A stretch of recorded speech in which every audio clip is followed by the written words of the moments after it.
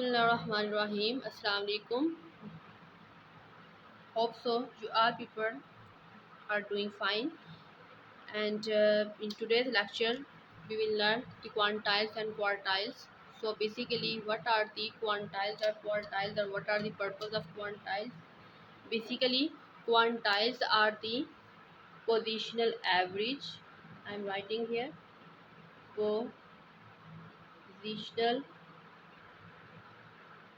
ठीक है, एवरेजेस ये हमारे पास होंगी। अब पोजिशनल एवरेज का मतलब क्या, like sometimes I don't want to take only the measurement any statistical measurement, but I just want to take the position of my data set. Like मैं कहती हूँ कि मुझे एक स्पेसिफिक नंबर जो है एक स्पेसिफिक नंबर देते जाते हैं, इससे जो कम स्टूडेंट्स की हाइट है मुझे वो स्टूडेंट्स चाहिए, ठीक है। तो या इस हाइट से ज़्यादा के जो है वो स्टूडेंट्स चाहिए मुझे। तो इस चीज़ के लिए जो हमारे पास जो एवरेजेस हेल्पफुल होंगी, जो टेक्निक्स हेल्पफुल होंगी, these will be the quantiles, ठीक है। And first of all quantiles में आपके पास quartiles, deciles and percentiles, 3 categories आती है। तो first of all we will discuss the quartiles. So basically quartiles आपके पास जो है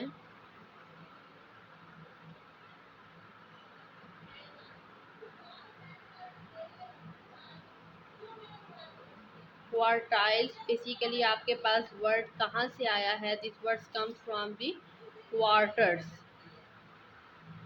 ठीक है। क्वार्टर टाइम, या क्वार्टर जो आपके पास है वर्ड है, क्वार्टर जो है उसका मीनिंग क्या होता है कि किसी भी डेटा सेट को जो है वो 1/4 पार्ट्स के अंदर जो है वो डिवाइड करना,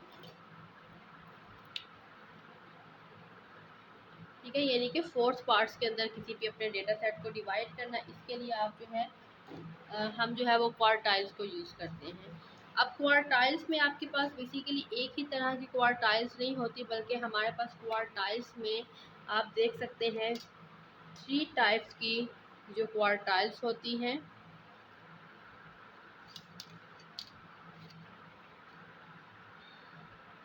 उसमें फर्स्ट वन को आप कहते हैं Q1, Q2 एंड Q3, ठीक है।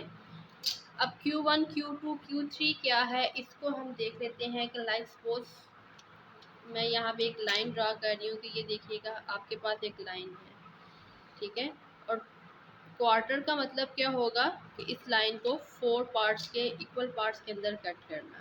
मैं यहाँ पे जो है 4 इक्वल जो है इंटरवल्स के ऊपर पॉइंट्स ले लेती हूँ, 3 पॉइंट्स ले लेती हूँ जो कि इस लाइन को 4 पार्ट्स के अंदर कट करेंगे। सॉरी, 1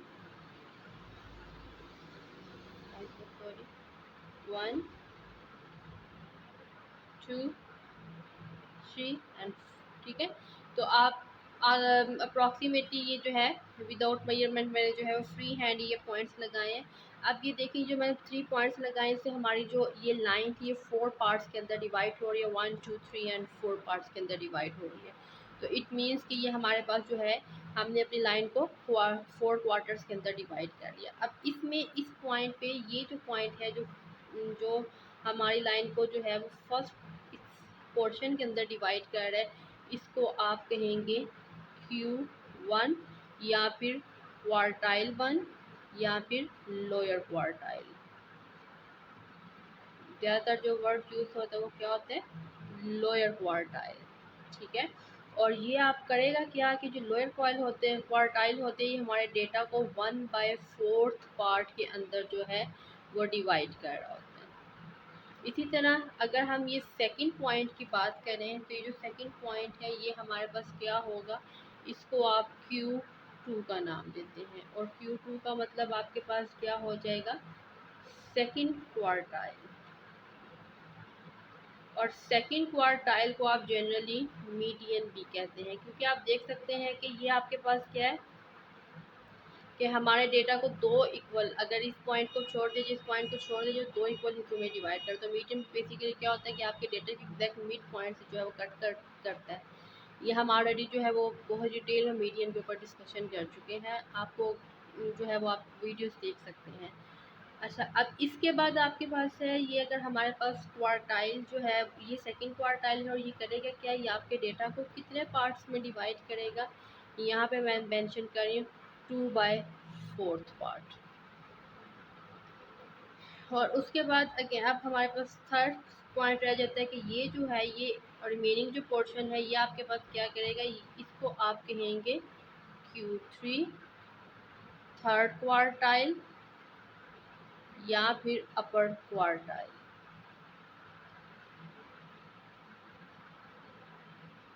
ठीक हो गया। और अपर क्वार्टाइल आपके डेटा सेट को क्या करेगा, 3/4 पार्ट्स के अंदर जो है वो डिवाइड करेगा। तो सो बेसिकली ये तो हमारे पास था कि एक क्वार्टाइल्स की एक इंट्रोडक्शन था कि क्वार्टाइल्स बेसिकली होता है कि किस किस टाइप के होते हैं, क्या उनके नेम होते हैं और किस किस पॉइंट पे जो है वो हमारे डेटा सेट को कट करते हैं। नो, अब आप हम आगे देखेंगे फर्दर कि कैलकुलेशंस हम क्वार्टाइल्स की क्या करते हैं। तो बहुत ही सिंपल वे है इनकी क्वार्टाइल्स का, बस आपको अगर आप थोड़ी सी लॉजिक क्लियर कर लेंगे तो हम एक ही फार्मूला में थोड़ी बहुत वेरिएशन करके Q1 Q2 और Q3 जो है वो बना सकते हैं। So let's start. So students, first of all, I am just writing the formulas of all the quartiles. Just first point number पे जो है I want to write the formula for the Q1। तो उसमें आपके पास क्या होगा, Q1 is equals to, ये आपकी फार्मूला जो है वो मीडियन से बहुत ज़्यादा एग्जाम्पल होंगे। सो यहाँ पे मैं ग्रुप डेटा केस को जो है वो डिस्कस करने लगी हूँ। सबसे पहले आएगा L B means lower boundary plus height H over F frequency and into, अब Q1 मैंने आपको बताया था हमारे डेटा को कितने हिस्सों में डिवाइड करते हैं, 1/4 हिस्सों में। तो यहाँ पे मैंने n लिखने और n के नीचे आपने 4 लगा देना, ठीक है।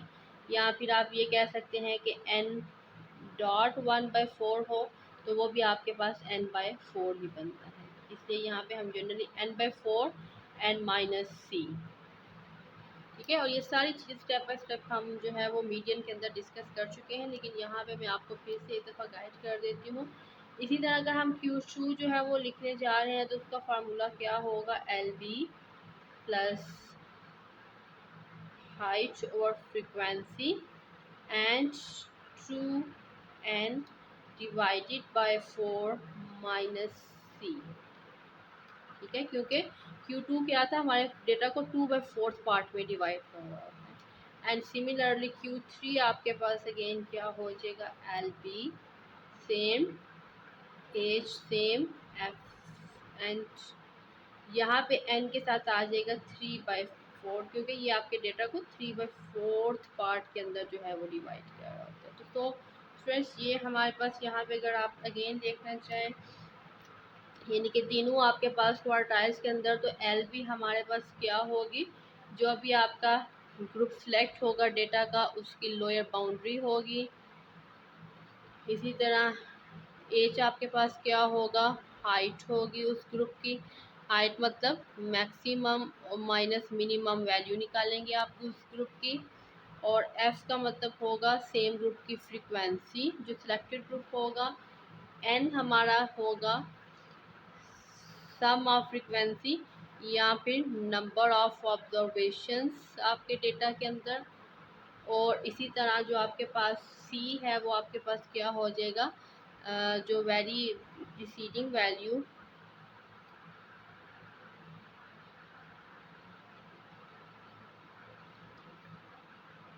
ऑफ सिलेक्टेड ग्रुप, ठीक है। यानी कि जब हम इसको लोकेट करते हैं,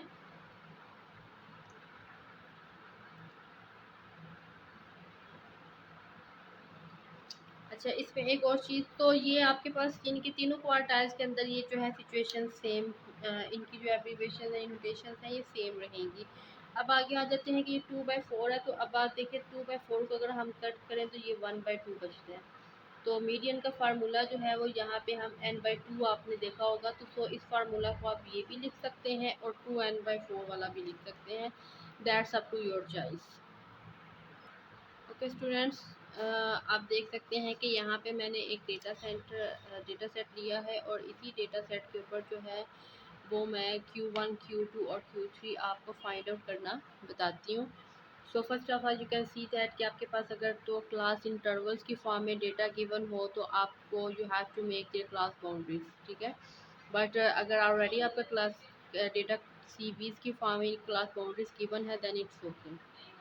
और इसकी आइडेंटिफिकेशन आपके पास सीबीज की क्या होती है कि आपके पास जो सेकंड ग्रुप होता है, जो सक्सेसिव ग्रुप होता है उसकी लोअर बाउंड्री और जो प्रीसीडिंग ग्रुप होता है उसकी जो अपर बाउंड्री होती है दे बोथ आर सेम, ठीक है। ये आप देख सकते हैं यहाँ पे हर स्टेप पे हमारे पास सेम, इट मीन्स के सीबीज जो है यहाँ पे कंस्ट्रक्ट करके दी गई हैं।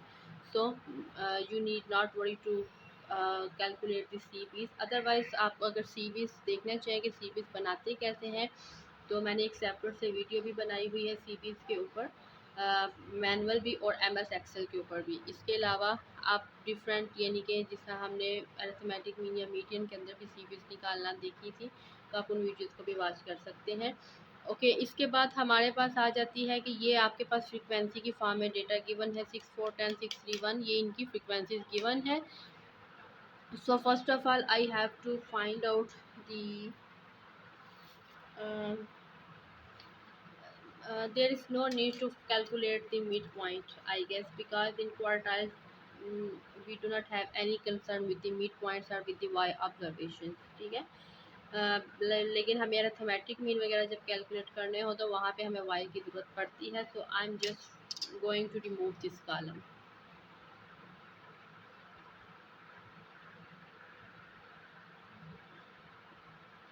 So we only need to calculate the CF, ठीक है। C F you know that cumulative frequency, और कम्युलेटिव फ्रिक्वेंसी के ऊपर भी हम ऑलरेडी बहुत डिटेल्स में डिस्कशन कर चुके हैं। तो I am just going to construct the cumulative frequency 6 plus 4 10, 10 plus 10 20, 20 plus 6 26 and 26 plus 3 29, 23 plus 1 30, and if I do the sum of these frequencies 6 plus 4 10 10 20 and this is also the 30, you can see that our sum of frequencies and the last value of CF are same, it means कि we are going on the right way, ठीक है। यहाँ तक हमारे पास सीबीज तो calculate हो गई हैं। अब फर्दर है कि हमें क्वार्टाइल्स कैलकुलेट करनी है। तो यहाँ पे सबसे पहले मैं जो है वो फार्मूला राइट अप करने जा रही हूँ। हम Q1 से ही स्टार्ट करेंगे, like Q1, again I am just writing the formula LB plus H over F into N4 minus C। तो यहाँ पे आपके पास जो है वो सबसे पहले हमें इस स्टेप के ऊपर वर्क करना है। N means sum of F and that is here 30। अब 30 को आप जो है वो 4 पे डिवाइड कर लो तो आपके पास आ जाएगा 7.5, and now we have to locate 7.5 in the CF column। और लोकेट करने के आपको जो है हम मीडियन के अंदर जो है इसका वे देख चुके हैं। So I will just discard the observation that are less than 7.5, और जो भी ऑब्जर्वेशन हमें फर्स्ट नंबर में मिल जाएगी जो इससे बड़ी है इसके इक्वल होगी तो हम उस ग्रुप को सिलेक्ट कर लेंगे। सो सी दैट फर्स्ट 6 हमारे पास जो है वो फर्स्ट ऑब्जर्वेशन है, 6 is less than 7.5, so I will discard. यहाँ पे आप छोटी सी क्रॉस लगा दें। इसी तरह 10 आपके पास है तो 10 is greater than 7.5, it means I have to select this group. और इसको सिलेक्ट करने के लिए मैं क्या करती हूँ, मैं ये पूरे ग्रुप को अंडरलाइन कर लेते हैं इस पूरे ग्रुप को ताकि हमारे लिए आसानी हो जाए। अब इसका जो, और आपको पता है कि मैंने यहाँ पे मेंशन किया था कि जो सिलेक्टेड ग्रुप होता होगा उसकी वेरी प्रीसीडिंग वैल्यू आपकी सी होगी और सिलेक्टेड ग्रुप की एफ फ्रिक्वेंसी के जरिए आप पुट करेंगे और उसकी लोअर बाउंड्री को आप एल बी में पुट करेंगे। तो यहाँ पे हम अगर सीक्वेंस के साथ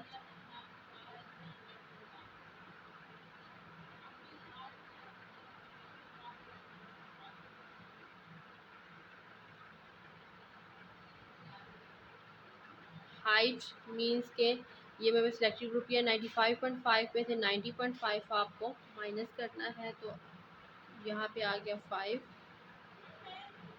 and f is the frequency of selected group जो कि मेरे पास आएगी 4 and into n by 4 30 divided by 4 and minus c आपके पास क्या आ गया 6। इसकी आप कैलकुलेशन हम देख लेते हैं। This is the point. So students ये हमारे पास इसको कैलकुलेट करके आंसर आ जाएगा 92.375। ठीक है, ये आपके पास Q1 का आंसर आ जाएगा।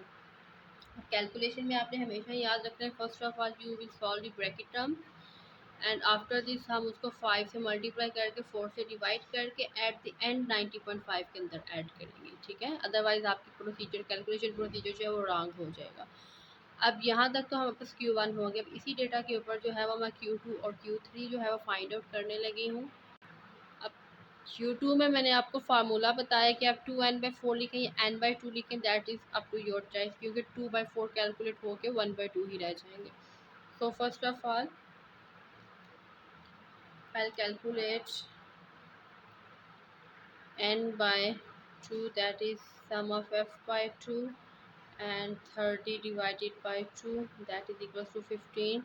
So I have to locate 15 in the CF column. अब CF में आप देखिएगा 6 is less than 15, so I will not include discard this group. 10 is again less than, I will discard this group and 20. ठीक है, तो यहाँ पे जो 20 है वो इससे लार्जर ग्रुप है, वैल्यू है 15 से, तो मैं इस पूरे ग्रुप को यहाँ पे अंडरलाइन कर रही हूँ अपनी आसानी के लिए कि ये हमारे पास Q2 के लिए। अब Q2 का ग्रुप 20 वाला सिलेक्ट हुआ है, तो हमने जब इसकी C फाइंड करनी है तो हमारे पास 10 होगी। ठीक है, तो इनका हम डेटा जो है वो रिप्लेस कर देते हैं। Q2 is equal to LB Q2 is equals to 95.5 plus height इसकी क्या होगी कि जो सिलेक्टेड ग्रुप है इनकी अपर और लोअर को माइनस कर दें, 5 ही हमारे पास आएगा। एफ आपके पास सिलेक्टेड ग्रुप की फ्रीक्वेंसी जो कि 10 है, और एन हमारा n/2 हम ऑलरेडी कैलकुलेट कर चुके हैं 15, और सी जो है इससे वेरी अबव वैल्यू होगी। इसकी अब आप कैलकुलेशन करते हैं तो ये आपके पास आंसर आएगा ऑलमोस्ट है Q2 is equals to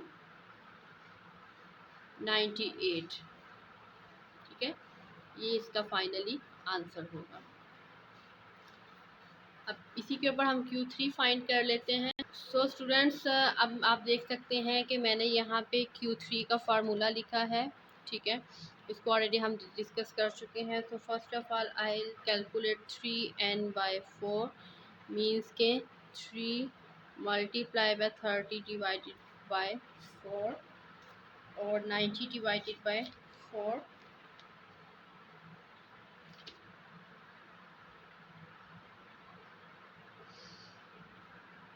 जो 22.5 आ जाएगा। ठीक है, तो मुझे अब इसको लोकेट करना है अपने डेटा सेट के अंदर।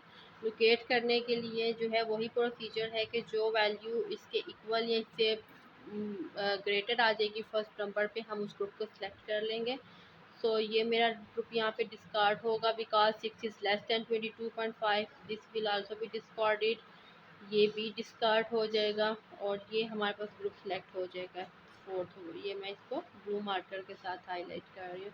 आई एम सॉरी, जो वैल्यूज़ थी वो that are not in proper arrangement due to जो है वो बोर्ड की वजह से। सो इस वजह से थोड़ा सा ये आपके सीक्वेंस में थोड़ा सी पोजीशनिंग इस तरह आ रही है। अच्छा, ये आपके पास हो गया, Q3 का ग्रुप सिलेक्टेड हो गया। अब इसमें आप देख सकते हैं कि Q3 is equals to lower boundary. अब इस ग्रुप की लोअर बाउंड्री क्या होगी 100.5 प्लस हाइट क्या होगी 105.5 minus 100.5, I will get 5 F आपके पास क्या आ जाएगा, फ्रिक्वेंसी किसकी, जो सिलेक्टेड ग्रुप है, दैट इज 6, और इनटू 3n/4 22.5 माइनस सी आपके पास सिलेक्टेड ग्रुप की वेरी अपर जो वैल्यू होती है दैट इज़ 20। ठीक है, अब इसकी कैलकुलेशन, मैं कैमरा थोड़ा रोटेट करें, इसकी हम अगर कैलकुलेशन कर लें तो मेरे पास जो रिजल्ट्स आ जाएंगे